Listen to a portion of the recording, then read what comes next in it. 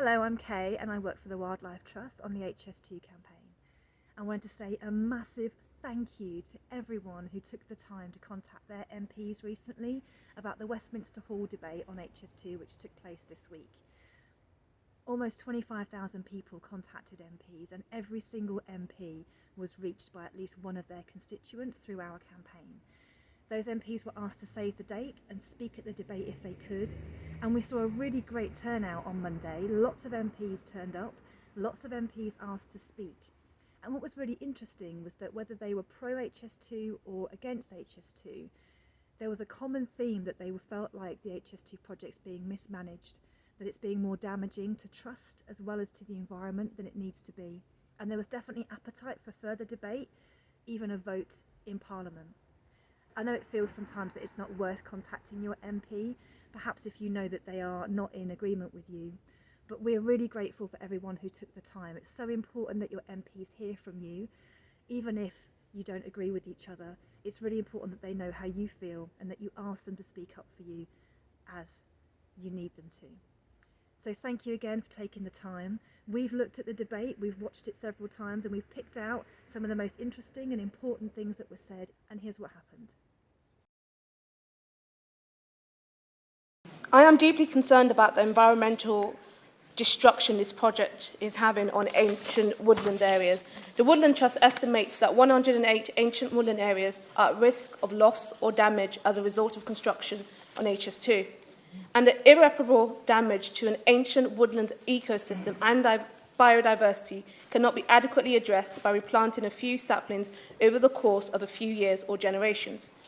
These environmental concerns alone give me a pause for thought. HS2 Limited and its contractors have to work much harder to talk to and listen to local residents affected by their work, and my honourable friend and they need to do more to answer legitimate challenges about compliance with environmental standards and about what was known when about cost overruns. So not only are we in the midst of a climate emergency, but also an environmental emergency, and we cannot plough lines through the midst of these cathedrals to nature at the same time when we are avoiding wonderful cathedrals such as the destination city that this train HS2 is meant to arrive at some date in the future, and we know not when. And therefore the paths that these lines should take should be first of all integrated with the rest of the network. Which leads me onto environmental destruction.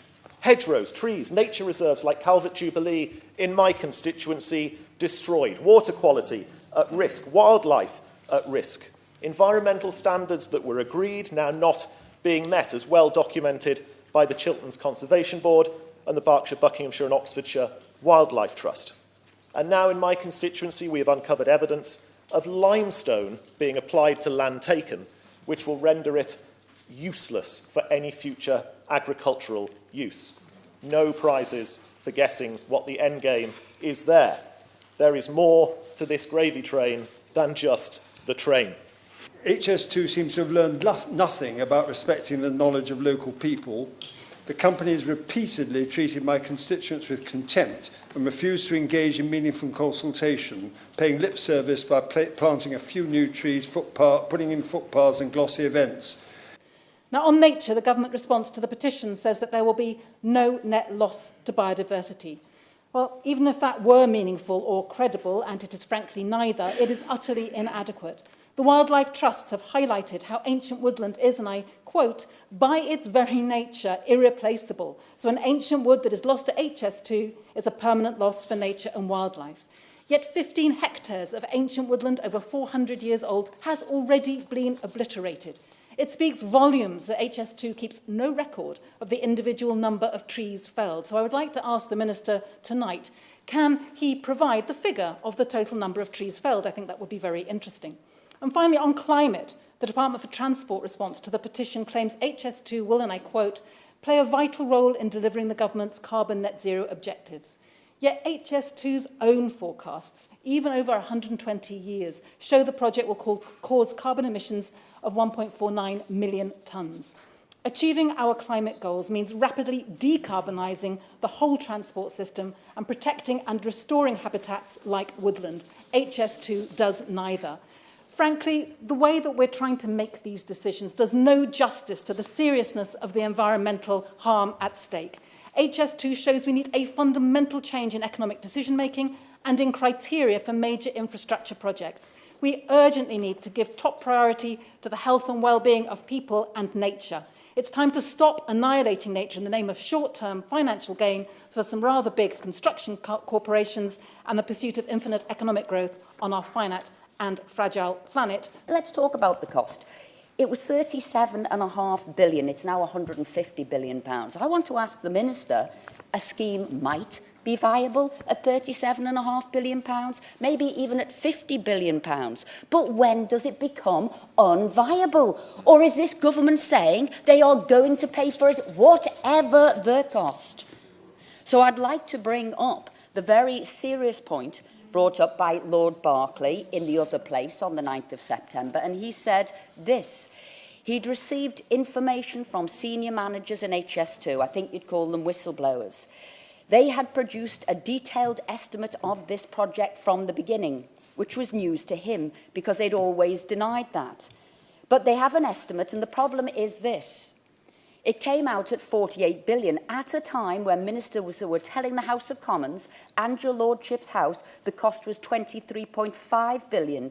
It was on the basis of that cost, 23.5 billion, it was voted through the House. If that is the case, isn't it right, if we were given misinformation, that vote needs to be heard again and had again?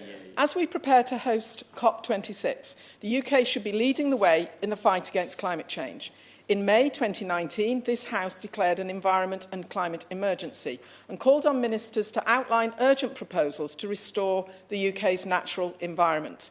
Yet there has been no route-wide environmental impact assessment for HS2.